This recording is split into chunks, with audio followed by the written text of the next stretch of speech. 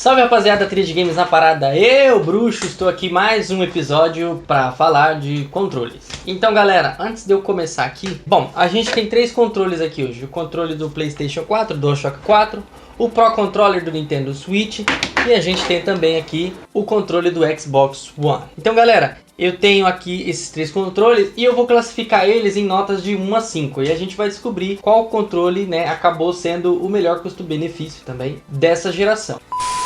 O controle de PS4 foi lançado juntamente com o do Xbox em novembro de 2013. E o último que chegou aí na lista foi o de Switch, né?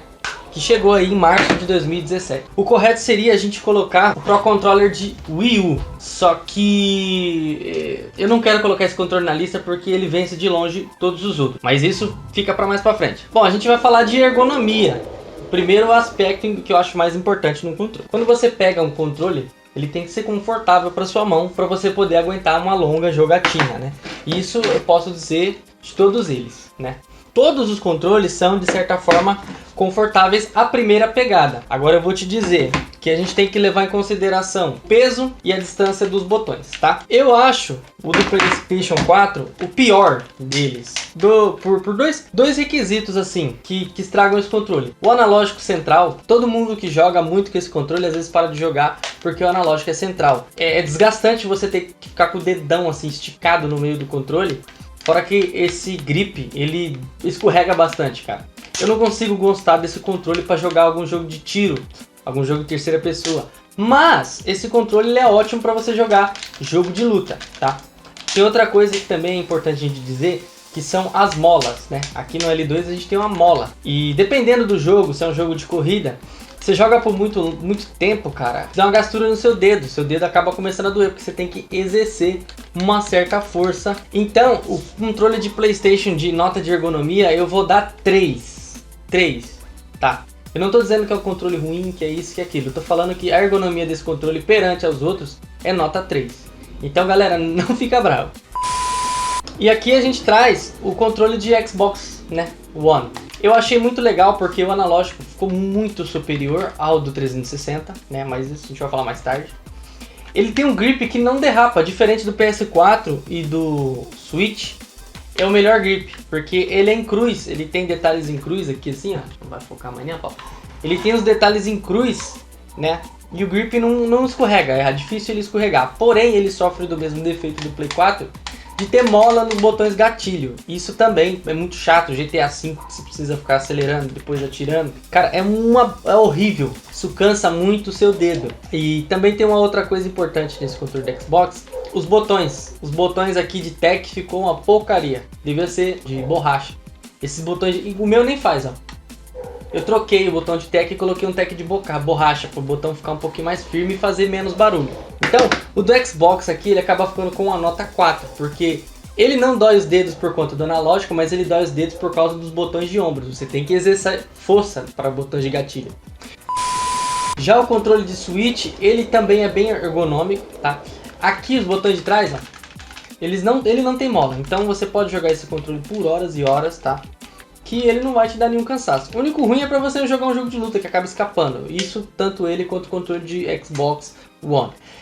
O controle de Switch, ele diferente dos Joy-Cons, tem a cruz, né, unida. Os botões padrões, eles são maiores. Isso é uma vantagem perante aos outros controles, porque fica muito mais fácil e difícil de serrar o botão. Outra coisa também que o Xbox tem e que o PlayStation também falha, são esses botões aqui, os botões secundários. Eles são laterais. Então quando você está jogando, para você apertar eles, você não precisa apertar um botão no centro ou um botão aqui embaixo. Do PS4 é no botão Home embaixo e o Xbox em cima. Aqui não, aqui é tudo um do lado do outro. São botões pequenos, né? É difícil de confundir porque os botões, né, o A, B, X, Y são muito grandes, tá? O único defeito desse controle, assim, que eu digo na ergonomia, é a borrachinha do direcional, que é diferente do Xbox One, que é bem mais funda, a pegada é bem melhor, né? E tem um grip não derrapável. Esse aqui ele tem um grip em formato de anel, querendo ou não, ele acaba dando uma derrapada. O do Play 4 nem tem grip de anel, ele é o narizinho de cachorro, né? Do mesmo jeito, e tipo, escorrega muito. O do Switch não.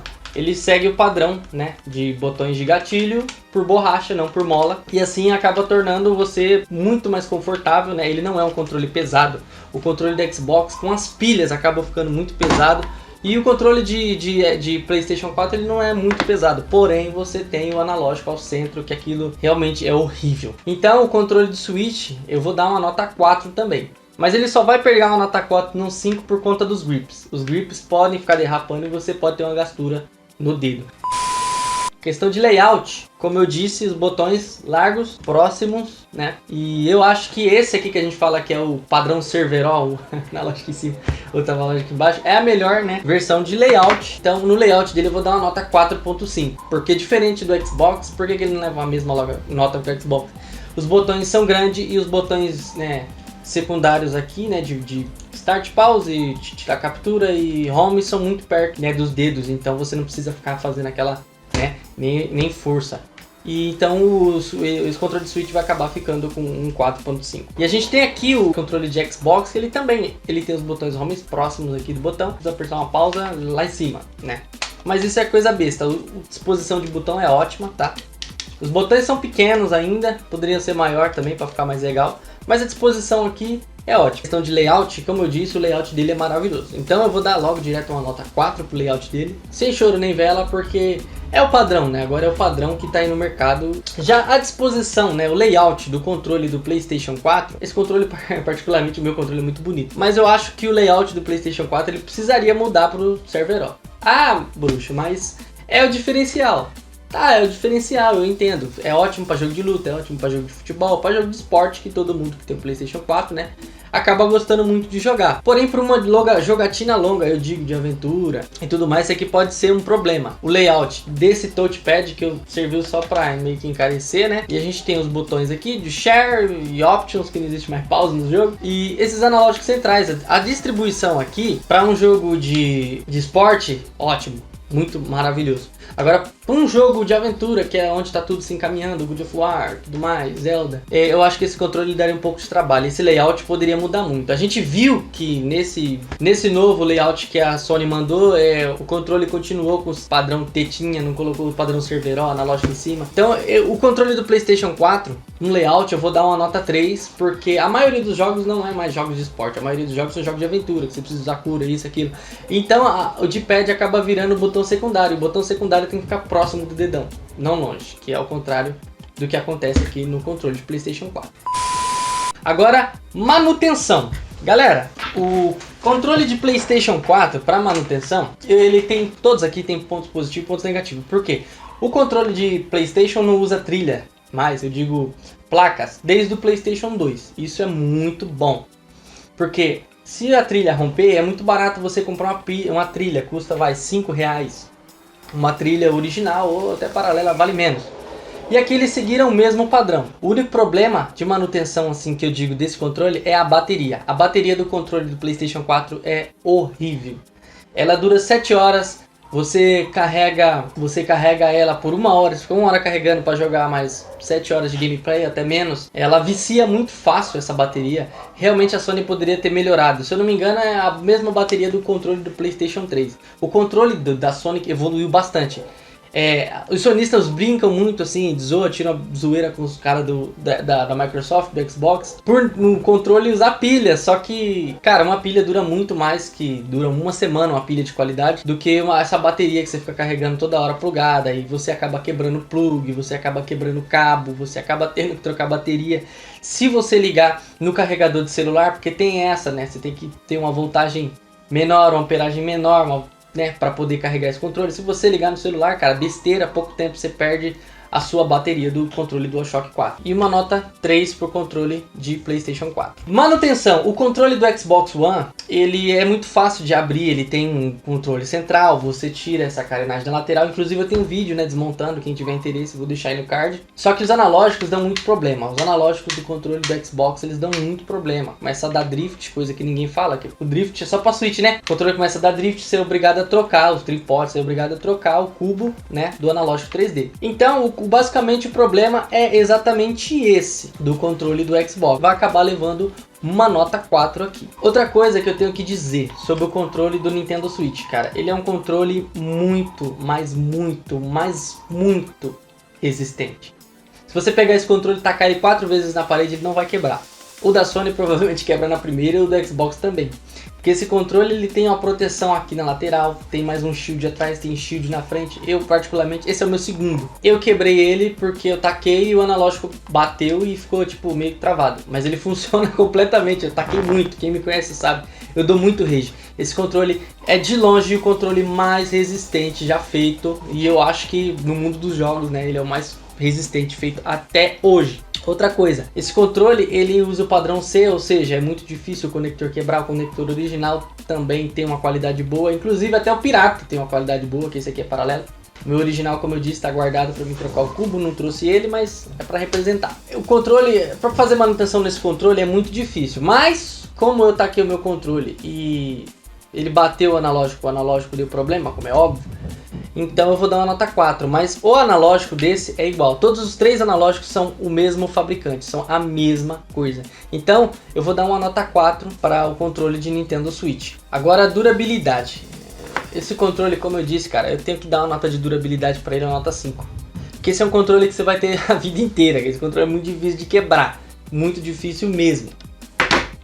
O controle de Xbox não pensa em tacar no chão. Apesar dele ser um controle que tem um hardware muito legal, muito, tipo, dá pra aguentar, ele ainda sofre algumas manutenções, como eu disse, de analógico. Então, eu vou dar uma nota de durabilidade pro controle do Xbox, porque é muita gente reclamando que o analógico dá muito problema. Comigo não aconteceu, mas o feedback de quem tem, pelo menos uma vez, já trocou aí o analógico do controle do Xbox. Agora tem aqui o controle de PS4. Como eu disse, a durabilidade da bateria é horrível e, ocasionalmente, você vai ter que trocar a bateria ou conector. Então esse é um controle que ele vai levar uma durabilidade número 3 também, junto com o Xbox. Porque, querendo ou não, você tem muito mais coisas aqui para você mexer. Tipo, você tem um touch, pode dar problema se soltar o flat dele, se cair. Você tem um alto-falante que ele pode sujar, ele pode chiar, ou enfim. Agora, funcionalidade. Vou falar das funcionalidades. O que são as funcionalidades? São adicionais que o controle tem. Vamos começar pelo do PlayStation, que eu acho que é o que tem mais funcionalidade. Você tem um touch, que assim, é uma funcionalidade a mais, mas eu acho uma funcionalidade meio bosta, sinceramente. Porque um controle não é pra você ficar no touch, cara. Eu não vi isso daqui ser bem utilizado no PlayStation 4. O meu primo usa muito pra construir no Fortnite, beleza, então ótimo. Mas, né, no geral isso encarece o controle, encarece o consumo de energia do controle e não tem um uso, assim, ótimo pra alguma coisa. Tem também aqui um alto-falante, sinceramente, uma porcaria. E observação, o primeiro controle a ter um alto-falante foi o controle do Famicom. Então, voltando, esse é uma coisa que não precisava, tanto esse touch quanto esse alto-falante, são coisas que não precisavam nesse controle. Ele tem o giroscópio, que é o sensor de giro, né, de movimentação. Ah, observação, muita gente fala, ah não, mas o controle de Play 4 ele gasta muita bateria por causa do LED. Não, não, essa parada branca aqui é só um refletor de luz, ele é um LEDzinho normal, pequenininho, que tem lá na placa. São 3 LEDs na verdade, se eu não me engano, 3 cores, alguma coisa assim. Ou é um LED só de multicor, alguma coisa assim. Mas de qualquer forma a luz é emitida por um LED só, e é um LED pequeno, não é um LED grande, né? Então não tem nada a ver com o consumo de bateria. Ele consome tanto quanto esse LEDzinho de baixo do Pro Controller ou o LED Power aqui do controle do Xbox One.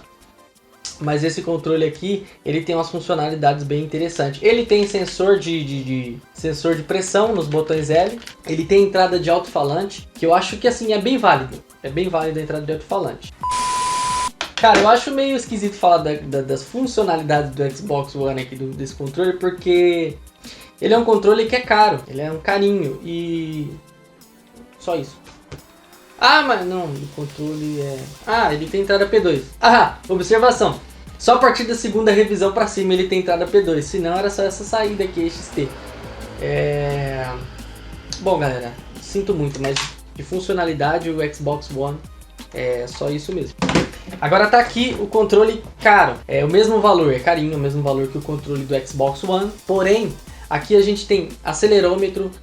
Acelerômetro eu digo porque é pra chacoalhar. Tem o sensor de posição, que é o giroscópio, né? Acelerômetro, giroscópio, leitor de NFC, que é para os amiibos. Tem uma coisa assim, que eu queria que esse controle tivesse, por ele se tratar de um videogame híbrido, mas ele não tem, que é a entrada P2. Eu acho que nesse quesito, o controle de Nintendo Switch perde muito, exatamente por isso. Esse controle poderia passar por uma revisão e ter uma entrada de fone P2. Eu acho que ia ser muito foda e ia vender bastante. Ele tem HD Rumble também, né? Que é a vibração em HD. Eu também não sei porque eles chamaram de HD Rumble, mas tá aí, né, uma função a mais. Esse controle, ele apesar de ser o mesmo preço do Xbox, lá fora, aqui dentro, é praticamente o dobro do preço, né, aquela velha história. Então, em funcionalidade, o controle de Switch e o de PlayStation 4 vão ficar com nota 4, tá? Que eles têm bastante funcionalidade. E o controle de Xbox One acaba ficando com a nota 3, até porque, né, a entrada P2 vale alguma coisa. Mas fora isso, ele é um controle bem padrão. Agora a gente vai falar do preço. O preço é uma coisa estranha, mas vamos falar do preço. O preço do controle do PlayStation 4 lá fora tá $50. $50 em teoria, em conversão aí, aqui pra dentro, daria aí, vai, uns R$250. Só que a Sony fabrica isso aqui no Brasil, então pra gente acaba chegando aí, às vezes mesmo a R$200, R$250, né? Uma versão comum. Se não pegar aí, né, usado. Aqui o controle de Switch já muda a história. Lá fora esse controle custa $60, mas aqui ele acaba chegando a 400, que é até tristes R$500 pra gente poder comprar. Sorte que a gente tem aí os paralelinhos, que nem esse aqui, ó. A gente acaba pagando por um precinho legal, né? Os R$150, 200, né? Que seria o preço de um original das outras plataformas. E aqui a gente tem o Xbox One, é um controle padrão, ótimo pra você jogar no PC, cara. Você tem um adaptador dongle Bluetooth 4.0, cara, você vai querer esse controle aqui pra você. O preço dele é $60. Sinceramente, eu não sei por que esse controle é tão caro, sendo que ele não tem um leitor de NFC, ele não tem um touchpad, né? Ele não sei, não tem alto-falante. Ele é um hardware simples, porém caro. Eu não sei porquê. E outra coisa também, se você não quiser usar pilha com esse controle, você vai precisar comprar uma bateria. E juro, a bateria é o preço do controle. Eu não sei por que a Microsoft faz isso. Se você paga R$200 nesse controle, você vai pagar mais R$200 numa bateria original. Esse controle, para ele ter, assim, para ele bater de frente questão de bateria e tudo mais com os outros controles, ele vai sair em médio o preço do controle do Pro Controller. Eu não acabei pulando e não falei da questão da bateria do Pro Controller. A bateria do Pro Controller, ela dura 40 horas. De todas as baterias aqui, ela é a que segura mais. A não ser que você coloque uma duração, uma Panasonic aqui do Xbox. Aí a duração, tipo assim, 2 semanas. Coisa boa, boa mesmo. E o do Switch, bom, você recarrega. Ele é praticamente uma bateria de celular, tá? Quem já abriu sabe. Quem viu meu vídeo, também tem um vídeo aqui abrindo, fazendo comparação de hardware do Pro Controller. É praticamente uma bateria de celular Nokia. Então, cara, esse aqui dura muito. Dura 40 horas, você carrega 5 horinhas, às vezes até menos. E, cara, esse aqui dura muito. Menção honrosa pro Pro Controller de Wii U. Aquela porra sim demora pra descarregar. Vou fazer um vídeo só desse controle ou da geração anterior mais pra frente. Se vocês quiserem, deixa aí nos comentários, que eu já agilizo. Eu trouxe aqui todos os controles da geração, né, da 8ª geração. Então eu espero que vocês tenham gostado do vídeo. Eu não quero que venham reclamando no final do vídeo. Ah, bruxo, você é nintendista. Não, cara, é liso. Manutenção, gasto, preço. É um controle que custo-benefício vai ser melhor para você. É óbvio que nem todo mundo vai ter os 3 videogames, os 3 consoles, mas eu quero fazer uma comparação aqui, né, para todo mundo, né, entrar em consenso referente a isso aí, ao que eu acho também que tem que lembrar que o vídeo também é minha concepção, não adianta ficar bravo. Se você acha que não é, tudo bem, é a minha opinião. Beleza, galera? Então eu espero que o vídeo tenha sido legal. Eu posso trazer os vídeos de outros controles de outras gerações, né? Que ia ficar muito legal. Eu já tenho aqui, ó, já preparado. Se vocês quiserem, a gente já pode fazer aqui, ó, do 360, os predecessores desse, né? O do PS3, o DualShock 3. E eu tenho também o Pro Controller do Wii U. A gente pode fazer os predecessores também. Então, galera, se vocês quiserem, a gente pode fazer. Vamos deixar para a próxima, né? Por enquanto. Senão o vídeo vai ficar muito longo. Um beijo no coração de quem assistiu a gente. Deixa o like, se inscreve e compartilha, beleza? Valeu, falou, se eu fui. O mais engraçado do controle de Xbox One, essa aqui, ó, coisa linda, é a origem dele, que a origem dele veio daqui, quer dizer, não, o predecessor é esse aqui, aquele ali não, é besteira.